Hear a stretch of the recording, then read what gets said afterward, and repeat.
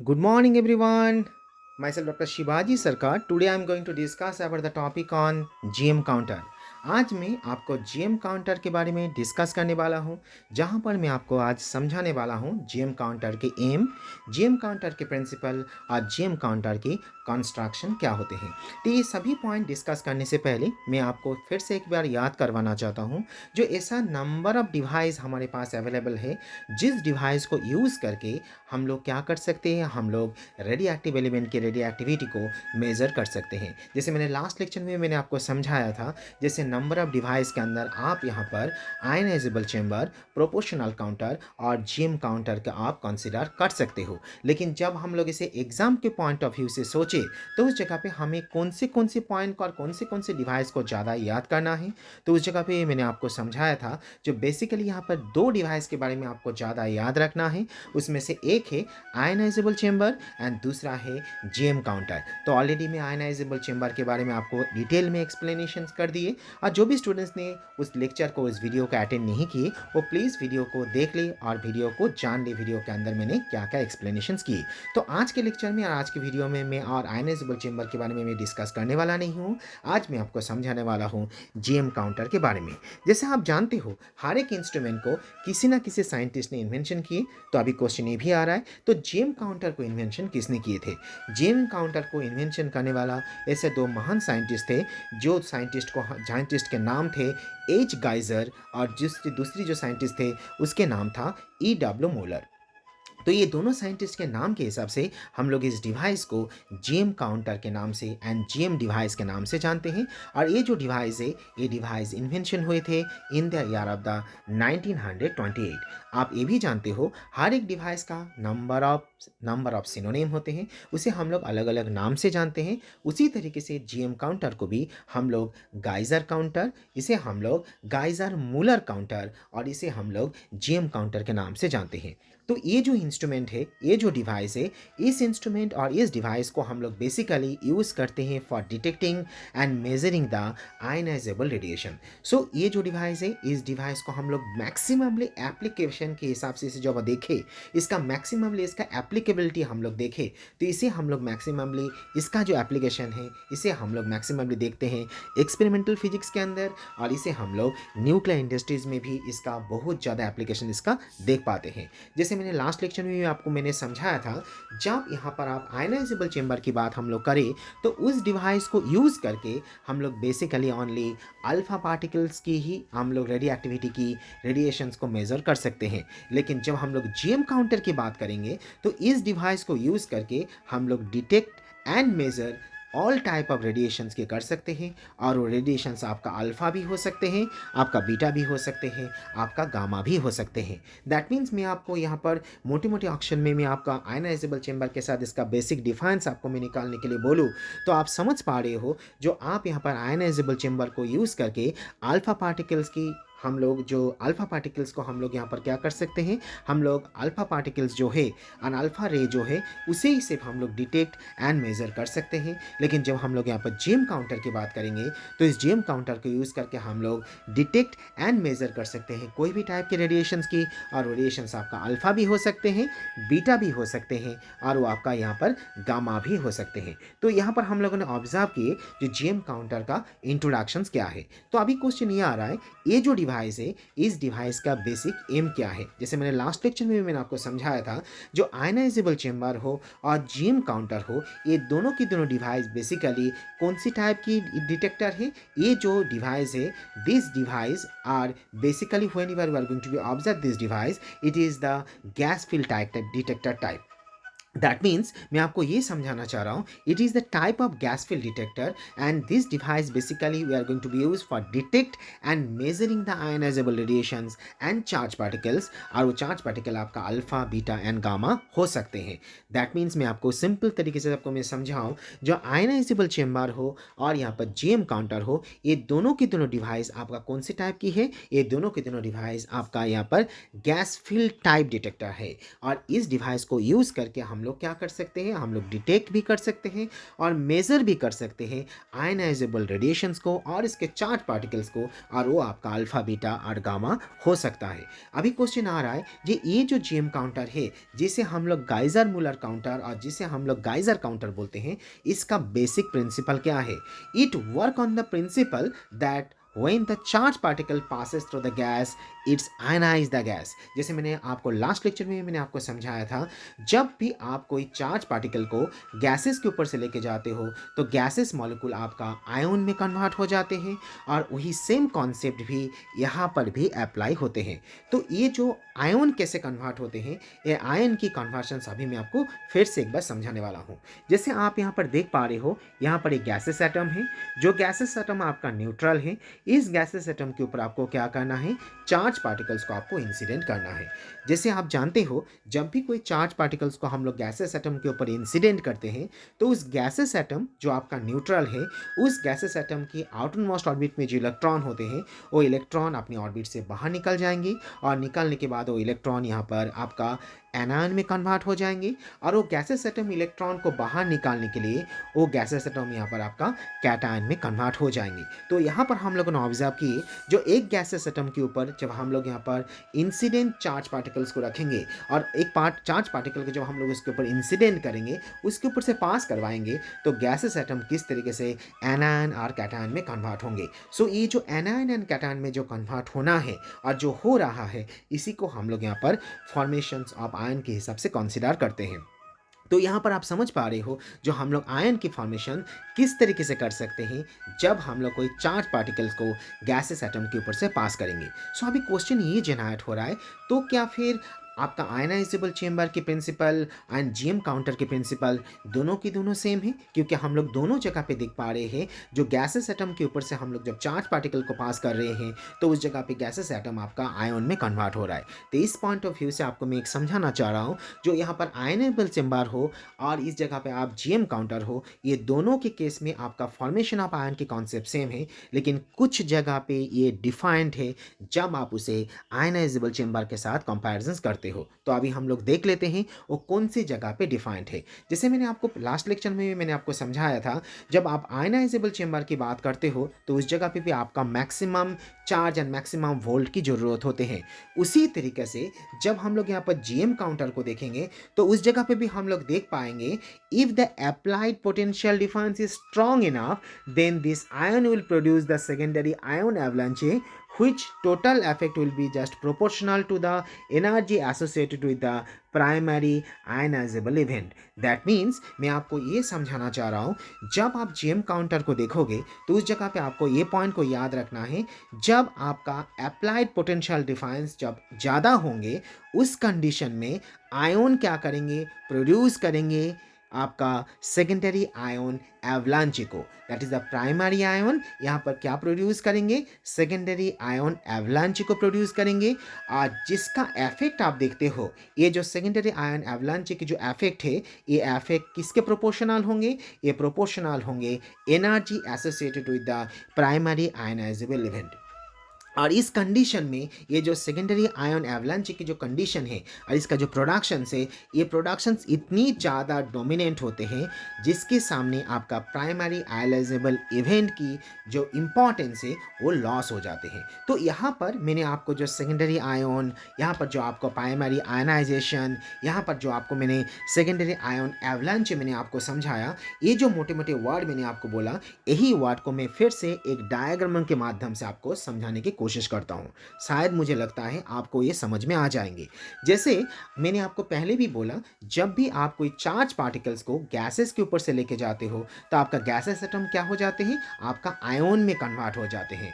और ये जो आयन में कन्वर्ट जब हो रहा है तो उसमें से आपने ऑब्जर्व किए, एक आपका वहाँ पर माइनस चार्ज जेनरेट हो रहा है और एक आप वहाँ पर ऑब्जर्व किए प्लस चार्ज जेनरेट हो रहा है। तो वहाँ पर जो आयन, वहाँ पर जो पहले आपने जो वहाँ पर चार्ज पार्टिकल्स को जो गैसेस के ऊपर से भेज भेजने के बाद आपने जो वहाँ पर चार्ज पार्टिकल्स को भेजने के बाद जो वहाँ पर आपने जो आयन जेनरेट किए, जो माइनस चार्ज जेनरेट किए, जो इलेक्ट्रॉन को आपने जेनरेट किए, उसी को हम लोग वहाँ पर प्राइमरी इलेक्ट्रॉन बोलते हैं। तो ये जो प्राइमरी इलेक्ट्रॉन हम लोगों ने जेनरेट किए, वही प्राइमरी इलेक्ट्रॉन उस जो गैस जो है, अदर गैसेस जो है, आप जो डिवाइस यहाँ पर यूज़ कर रहे हो, उस डिवाइस के अंदर तो सिर्फ एक गैसेस एटम तो होंगे नहीं, उसमें नंबर ऑफ गैसेस एटम होंगे। तो पहले जो इलेक्ट्रॉन हम लोगों ने जेनरेट किए by passing the charge particles over the gas, तो ये प्राइमरी इलेक्ट्रॉन क्या करेंगे, उस चेम्बर के अंदर, उस डिवाइस के अंदर और भी बाकी जितने सारे गैसेस एटम हैं, रिमेनिंग गैसेस एटम को भी वो क्या करेंगे, नंबर ऑफ इलेक्ट्रॉन में कन्वर्ट करेंगे। दैट मीन्स उस जगह पे भी वो प्राइमरी इलेक्ट्रॉन क्या करेंगे,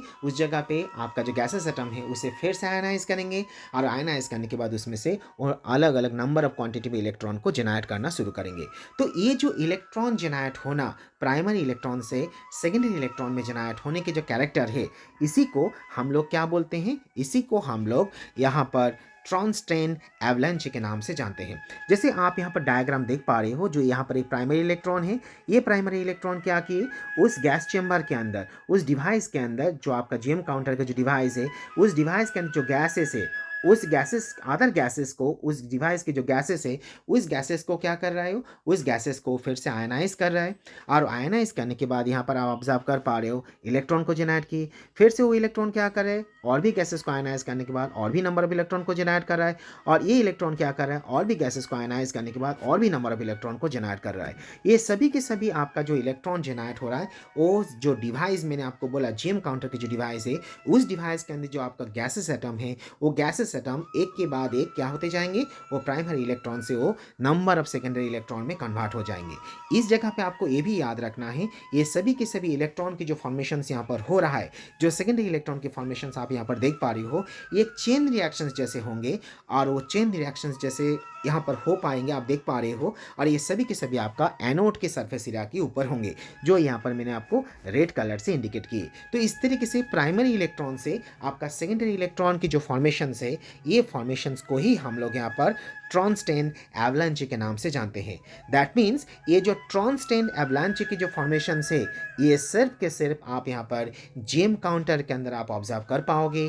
ऐसा ट्रांसटेन एवलांच की जो कॉन्सेप्ट है, ये कॉन्सेप्ट को हम लोग आयनाइजेशन चेंबर के अंदर ऑब्जर्वेशंस नहीं कर पाएंगे। दैट मीन्स हमारी ये हो रहा है, जीएम काउंटर के अंदर हम लोग प्राइमरी इलेक्ट्रॉन से हम लोग यहाँ पर सेकेंडरी इलेक्ट्रॉन को जेनरेट कर पाएंगे, लेकिन ऐसा फॉर्मेशन, ऐसे प्राइमरी इलेक्ट्रॉन से सेकेंडरी इलेक्ट्रॉन की फॉर्मेशन, आज जिसे हम लोग यहाँ पर ट्रांसटेन एवलांच के नाम से जानते हैं, ऐसा फॉर्मेशन हम लोग कभी भी आयनाइजेबल चेंबर के अंदर नहीं देख सकते। तो ये बेसिक जो डिफरेंस मैंने आपको बोला, ये डिफरेंस आपको याद रखना है, और यही डिफरेंस को आपको एग्जाम के पॉइंट ऑफ व्यू से जब आप पेपर में लिखोगे, उस जगह पे आपको फोकस करना है, आपको एग्जाम के पेपर में उसे मेंशन करना है। तो हम लोगों ने यहाँ पर ऑब्जर्व कर लिए किस तरीके से प्राइमरी इलेक्ट्रॉन से सेकेंडरी इलेक्ट्रॉन जेनरेट होते हैं, और किस तरीके से हम लोग के साथ क्यों इसे हम लोग यहाँ पर ट्रांसटेन एवलांच बोलते हैं। तो ये जो ट्रांसटेन एवलांच के बारे में मैंने आपको बोला, यही है बेसिक प्रिंसिपल, जो प्रिंसिपल आपका जीएम काउंटर के अंदर इन्वॉल्व होते हैं। अभी मैं आपको एक डायग्राम आप देख पा रहे हो, जिस डायग्राम से मैं अभी आपको समझाने वाला हूँ इसका कंस्ट्रक्शन के बारे में, जो है आपका जीएम काउंटर। जैसे मैंने आपको पहले भी बोला था, जो आपका आयनाइजेबल चेंबर होते हैं, उसका जो बाहर की जो आप एरिया देखोगे, वो भी आपका इस तरीके से आप यहाँ पर एक चेंबर देख पा रहे हो।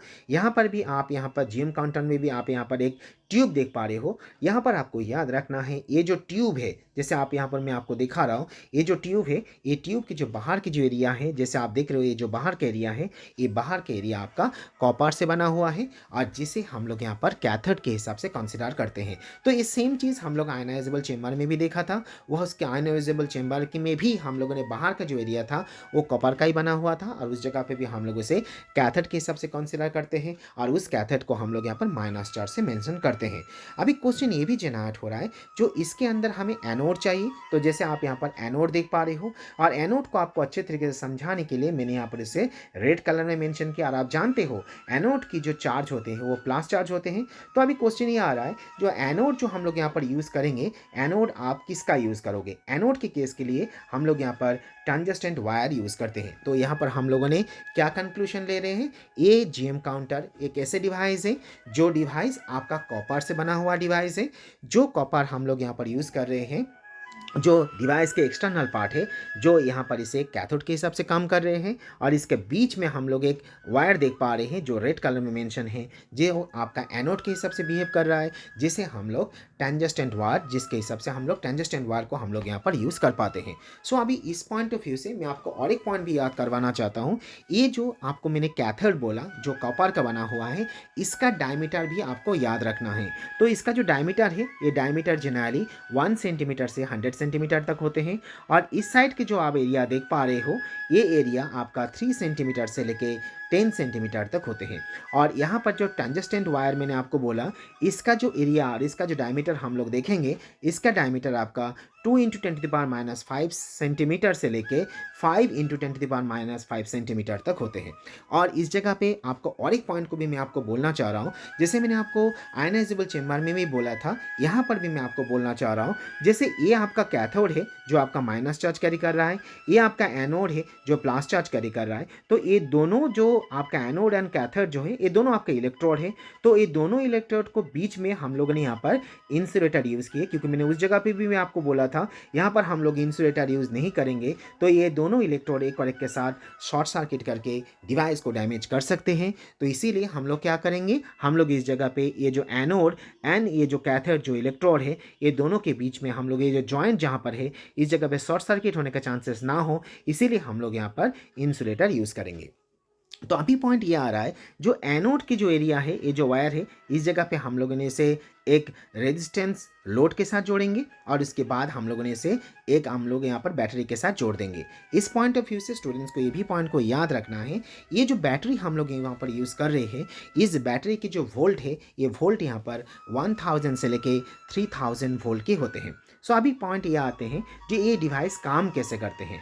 तो जैसे मैंने आपको पहले भी बोला, जो ये डिवाइस को काम करवाने के लिए यहाँ पर आपको गैस से इसे फिल करना है। तो यहाँ पर हम लोग कौन सी गैस यूज़ करेंगे, तो यहाँ पर मैं आपको एक पॉइंट को याद करवाना चाहता हूँ। जो यहाँ पर जो गैस हम लोग यूज़ करेंगे, वो गैस हमें रेशियो के फॉर्म में लेना है, और वो रेशियो होते हैं 90% आर्गन एंड 10% इथानॉल। सो अभी आपका मन में क्वेश्चन ये आएंगे, जो 10% इथानॉल हम लोग यहाँ पर यूज़ क्यों करते हैं, और 10% इथानॉल क्यों यूज़ करते हैं, आज के लेक्चर में मैं लास्ट पे पॉइंट पे आपको मैं समझा दूंगा यहाँ पर हम लोग 10% इथानॉल यूज़ क्यों करते हैं। लेकिन अभी आप याद ये रखो, जो इस जगह पे जो डिवाइस है, इस डिवाइस के अंदर हम लोग आर्गन और इथानॉल की यूज़ करते हैं, जिसका रेशियो यहाँ पर, आर्गन का रेशियो यहाँ पर 90% एंड इथानॉल का रेशियो यहाँ पर 10% होना है। तो यहाँ पर हम लोग इस डिवाइस को गैस से भर दिए, और इस डिवाइस के ऊपर जब हम लोग कोई आयनाइजेबल चार्ज पार्टिकल्स को लेकर आएंगे, तो इसके अंदर जो गैसेस है, ये गैसेस क्या हो जाएंगे, ये गैसेस यहाँ पर आपका आयन में कन्वर्ट होंगे। तो कौन से आयन में कन्वर्ट होंगे, जैसे हम लोगों ने अभी देखा आयन में कन्वर्ट होते हुए, तो आयन यहाँ पर एक जनरेट हो जाएंगे आपका माइनस में, और यहाँ पर दूसरा आपका जनरेट हो जाएंगे प्लस में। और आप जानते हो, जो माइनस चार्ज जो होते हैं, वो हर टाइम पे किसके तरफ मूव करेंगे, वो हर टाइम पे यहाँ पर एनोड की तरफ मूव करेंगे। और वो एनोड की तरफ इसीलिए मूव करेंगे क्योंकि एनोड आपका यहाँ पर प्लस चार्ज है, इसीलिए माइनस चार्ज सभी यहाँ पर एनोड की तरफ मूव करेंगे। और ये जो इलेक्ट्रॉन है, इलेक्ट्रॉन इस वायर से होके यहाँ पर रेजिस्टेंस लोड होके यहाँ पर क्या हो जाएंगे, ये जो आप यहाँ पर पोटेंशियल ड्रॉप जो देख रहे हो, ये पोटेंशियल ड्रॉप में ये डिटेक्ट हो जाएंगे। सो पोटेंशियल ड्रॉप में ये डिटेक्ट हो जाएंगे, दैट मीन्स ये जो इलेक्ट्रॉन जो है, जो मैंने अभी आपको बोला, इस वायर से होके रेजिस्टेंस लोड होके यहाँ पर वो एब्जॉर्ब हो जाएंगे, और यहाँ पर हम लोग इसका पोटेंशियल ड्रॉप यहाँ पर डिटेक्ट हो जाएंगे। सो ये पोटेंशियल ड्रॉप डिटेक्ट होने को ही हम लोग यहाँ पर 1 GM काउंट के हिसाब से कंसिडर करते हैं। और जो यहाँ पर इलेक्ट्रॉन एब्जॉर्ब होने के बाद इलेक्ट्रॉन इस लाइन से होके, जो मैंने यहाँ पर आपको दिखा रहा हूँ, ये जो वायर होके इस साइड में जो कैथोड जो है, कैथोड के सरफेस एरिया में जो आपका प्लस चार्ज है, यहाँ तक ये पहुँच जाएंगे। सो अभी क्वेश्चन ये भी जनरेट हो रहा है, जो ये जो इलेक्ट्रॉन है, ये इलेक्ट्रॉन यहाँ पर जो सर्कल, एक साइकिल होके, दैट मीन्स यहाँ पर आप सोच सकते हो, जो इलेक्ट्रॉन यहाँ से लेके इस साइड से होके रेजिस्टेंस लोड होके यहाँ पर पोटेंशियल ड्रॉप डिटेक्ट करने के बाद ये इलेक्ट्रॉन इस साइड से होके आपका कैथोड तक पहुँच जाएंगे। और कैथोड के आपका सरफेस एरिया में आप यहाँ पर देख पा रहे हो, जो प्लस चार्ज है, और प्लस चार्ज होने के लिए यहाँ पर ये माइनस चार्ज के साथ वो जुड़ सकते हैं। और जुड़ने के बाद ही एक क्वेश्चन है, जुड़ने के बाद ही ये एक साइकिल साइकिल को कंप्लीट करते हैं। तो इस जगह पे आप समझ पा रहे हो, जो यहाँ पर हम लोग एक कंप्लीट साइकिल, एक कंप्लीट जीएम काउंट जो मैं आपको बोल रहा हूँ, ये जीएम काउंट यहाँ पर कंप्लीट किस तरीके से जनरेट होते हैं। लेकिन इस जगह पे मैं आपको और एक इंपॉर्टेंट पॉइंट आपको मैं अभी समझाना चाह रहा हूँ। तो जब यहाँ पर ये कंप्लीट जीएम काउंट कोई कंप्लीट करते हैं, कौन कंप्लीट करते हैं? इलेक्ट्रॉन। क्योंकि मैंने अभी क्या बोला, आयनाइजेबल के बाद ये जो इलेक्ट्रॉन है, इलेक्ट्रॉन एनोड में एब्जॉर्ब होंगे, एनोड होके इस जगह पे ये वायर होके रेजिस्टेंस लोड होके ये एब्जॉर्ब हो जाएंगे, पोटेंशियल ड्रॉप डिटेक्ट हो जाएंगे, और डिटेक्ट होने के बाद ये जो इलेक्ट्रॉन है, इलेक्ट्रॉन इस लाइन से होके यहाँ पर आपका जो कैथोड की जो सरफेस एरिया है यहाँ पर आके जुड़ जाएंगे। लेकिन बात इस जगह पे ये हो रहा है, जब भी ये इलेक्ट्रॉन यहाँ पर ये प्लस चार्ज के साथ जुड़ेंगे तो वो जनरेट कर देंगे आपको फोटोन को, और ये फोटोन ही रिस्पॉन्सिबल होंगे फिर से एवलांच को जनरेट करने के लिए। मैंने अभी आपको बोला avalanche in the sense of फिर से secondary ion and secondary electron को जनरेट करना। लेकिन क्वेश्चन ये है, जो हमें क्या ये सेकेंडरी इलेक्ट्रॉन जनरेट होना जरूरी है? तो इस जगह पे आपको ये पॉइंट याद रखना है, हमें सेकेंडरी इलेक्ट्रॉन चाहिए, लेकिन सेकेंडरी इलेक्ट्रॉन हमें कैसे चाहिए? वो सेकेंडरी इलेक्ट्रॉन के फॉर्मेशंस हमें यहाँ पर इलेक्ट्रॉन और यहाँ पर प्लास्ट पार्टिकल्स को जोड़ने के बाद फोटोन से हमें वो एवलांच की ज़रूरत नहीं है। हमें चाहिए सेकेंडरी इलेक्ट्रॉन डेफिनेटली, लेकिन वो सेकेंडरी इलेक्ट्रॉन कैसे चाहिए? By the help of charge particle. मैंने आपको पहले ही समझाया, जो आप बाहर से चार्ज पार्टिकल्स को भेज रहे हो, वो चार्ज पार्टिकल्स आपका गैसेस, जो एटम यहाँ पर गैसेस एटम है, इसे आयनाइज करने के बाद वो यहाँ पर इलेक्ट्रॉन को जनरेट कर रहा है, और वही इलेक्ट्रॉन यहाँ पर क्या हो रहा है? ये इलेक्ट्रॉन रेजिस्टेंस लोड होकर यहाँ पर पोटेंशियल ड्रॉप को डिटेक्ट कर रहा है। लेकिन इस जगह पे हम लोग देख पा रहे हैं, जो रिमेनिंग इलेक्ट्रॉन जो यहाँ पर पोटेंशियल ड्रॉप डिटेक्ट होने के बाद वो इलेक्ट्रॉन जब यहाँ पर प्लस चार्ज के साथ जुड़ जाएंगे तो ये फोटोन में कन्वर्ट होंगे, और ये फोटोन यहाँ पर इस एवलांच को जनरेट करेंगे। सो इस तरीके से एवलांच हमें ज़रूरत नहीं होते हैं, क्योंकि ये एवलांच के हमें इस एवलांच की हमें ज़रूरत नहीं है। हमें बेसिकली कौन से टाइप की एवलांच या कौन सी टाइप की सेकेंडरी आयन की जरूरत होती है, सेकेंडरी इलेक्ट्रॉन की जरूरत होते हैं। वो सेकेंडरी इलेक्ट्रॉन के हमें जरूरत होते हैं जो सेकेंडरी इलेक्ट्रॉन आपका जनरेट हो रहा है कहाँ से? वो सेकेंडरी इलेक्ट्रॉन जनरेट हो रहा है आपका प्राइमरी इलेक्ट्रॉन से, और वो प्राइमरी इलेक्ट्रॉन हम लोग जनरेट कर रहे हैं कहाँ से?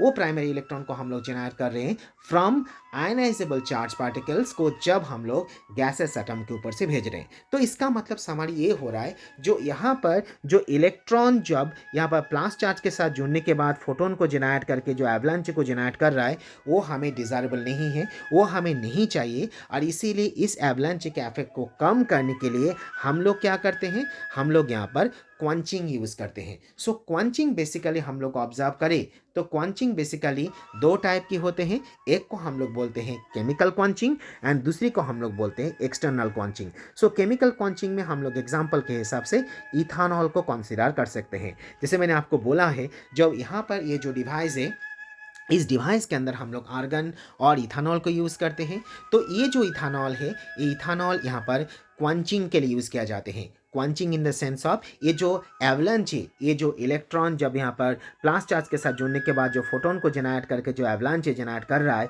ये एवलांच जनरेट ना हो पाए, इसीलिए हम लोग यहाँ पर क्वंचिंग करते हैं। और इस क्वंचिंग के लिए इस डिवाइस के अंदर हम लोगों ने इथानॉल यूज़ की। तो जब ये 10% इथानॉल जब हम लोग आर्गन के साथ यूज़ करेंगे, तो ये 10% इथानॉल क्या करेंगे?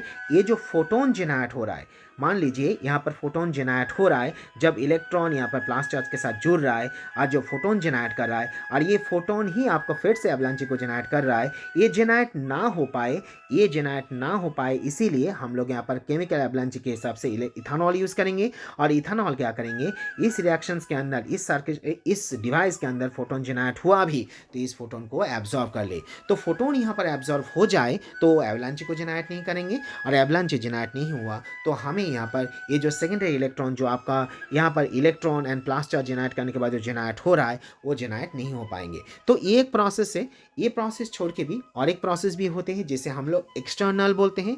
एक्सटर्नल के लिए बेसिकली हम लोग क्या करते हैं, यहाँ पर ये जो डिवाइस मैंने आपको समझाया, इस डिवाइस में हम लोग electrical field and electrical circuit and electric supply करना हम लोग कुछ टाइम के लिए बंद कर देते हैं। जब आप बंद कर देंगे तो उस जगह पे भी फोटोन जनरेट होने का चांसेस नहीं रहेंगे। तो यहाँ पर हम लोगों ने समझा जो एक क्वंचिंग क्या होते हैं और क्वंचिंग कितनी टाइप के होते हैं। उसके साथ ही साथ मैं आपको और एक पॉइंट भी यहाँ पर बोलना चाहता हूँ, जिसे हम लोग डे टाइम के नाम से जानते हैं। बेसिकली क्या होते हैं, ये जो डिवाइस है, इस डिवाइस में सबसे ज़्यादा जो डिसएडवांटेज हम लोग देखते हैं वो डिसएडवांटेज है इसका डेट टाइम की। अच्छा, मैं आपको ये डेट टाइम समझाने से पहले मैं आपको और एक पॉइंट भी बोलना चाहता हूँ, जो आपको याद और एक पॉइंट भी रखना है। जो हर एक इंस्ट्रूमेंट के कुछ एडवांटेज भी होते हैं, हर एक इंस्ट्रूमेंट के कुछ डिसएडवांटेज भी होते हैं। तो ये जो जीएम काउंटर है, इसका मेन एडवांटेज ये है जी, ये बहुत ज़्यादा हाईली सेंसिटिव है। ये इंस्ट्रूमेंट उस टाइप की डिवाइस है जिस डिवाइस को यूज़ करके हम लोग अल्फ़ा बीटा एंड गामा, ये तीनों रे की हम लोग इसका रेडिएशंस को, हम लोग इसका रेडियो एक्टिविटी को हम लोग डिटेक्ट एंड मेजर कर सकते हैं। लेकिन इसका डिसएडवांटेज ये है, जो it can not detect the अनचार्ज particles, और उस जगह पर हम लोग इसे न्यूट्रॉन को कंसिडर कर सकते हैं। And it is very less efficient due to the large dead time. अभी मैंने आपको बोला डेट टाइम। सो ये डिवाइस की सबसे बड़ा डिसएडवांटेज ये है कि इसका जो डेट टाइम है ये बहुत ज़्यादा है। प्रैक्टिकली हम लोगों ने ऑब्जर्व किया है, जो इसका डेट टाइम को जब हम लोग ऑब्जर्व करें तो इसका जो डेट टाइम होते हैं, ये डेट टाइम आपका 200 से लेके 400 माइक्रो सेकेंड होते हैं। सो आपका मन में अभी क्वेश्चन ये जनरेट हो रहा है, ये डेट टाइम होते क्या है। जैसे मैंने आपको बोला, जो यहाँ पर 1 GM काउंट, उसी तरीके से मैंने आपको जो जीएम काउंट जो आपको मैंने अभी समझाया, गीजर मिलर काउंट जो आपको मैंने बोला। सो गीजर मिलर काउंट कब होंगे, जब एक चार्ज पार्टिकल्स यहाँ पर आएंगे, आने के बाद यहाँ पर गैस को आयनाइज करेंगे, आयनाइज होने के बाद यहाँ पर इलेक्ट्रॉन जनरेट होंगे, और इलेक्ट्रॉन इस जगह से होके यहाँ पर रेजिस्टेंस लोड होकर यहाँ पर एब्जॉर्ब होंगे। उसके बाद यहाँ पर जाके वो कैथोड में फिर से चला जाएंगे। तो ये कंप्लीट साइकिल जो हो रहा है, ये कंप्लीट साइकिल को हम लोग 1 जीएम काउंट बोलते हैं। तो ये एक जीएम काउंट तभी पॉसिबल है जब हम लोग यहाँ पर इस डिवाइस के ऊपर क्या पास करेंगे, हम लोग इस डिवाइस के ऊपर चार्ज पार्टिकल्स को पास करेंगे। तो इस जगह पे देखा चाहते हैं, जो डिवाइस है, ये डिवाइस जब यहाँ पर एक जीएम काउंट और दूसरा जीएम काउंट के बीच में जो गैप है, जो गैप जो होते हैं, जिसे हम लोग 200 से लेके 400 माइक्रोसेकंड कंसिडर करते हैं, इस टाइम पे ये डिवाइस डेड हो जाते हैं। दैट मीन्स इस टाइम के अंदर ये डिवाइस कोई भी टाइप के रिस्पॉन्स नहीं कर पाते हैं। सो इसी को हम लोग dead time of GM counter के नाम से जानते हैं। तो ये पॉइंट को भी आपको याद रखना है, क्योंकि ये सबसे बड़ा एक डिसएडवांटेज है आपका जीएम काउंटर के अंदर। तो यहाँ पर हम लोगों ने ऑब्जर्व कर लिए जो इस इंस्ट्रूमेंट की कंप्लीट कंस्ट्रक्शन को, इस जगह पे हम लोगों ने देख लिया जो इस इंस्ट्रूमेंट के प्रिंसिपल को, इसका एम को, और उसके साथ ही साथ हम लोगों ने ऑब्जर्व भी कर लिए इस इंस्ट्रूमेंट की इंट्रोडक्शंस को। सो आज के लेक्चर में इतना ही है, और नेक्स्ट लेक्चर में हम लोग और भी बहुत कुछ वैल्यूएबल पॉइंट को देखेंगे और जानेंगे बहुत कुछ इंपॉर्टेंस पॉइंट को। आफ्टर ऑल, सभी स्टूडेंट्स एंड सभी व्यूअर को मैं थैंक्स बोलना चाहता हूँ। So thank you each and every students, each and every viewer, for your support, for your love and for your valuable comment. Thank you all.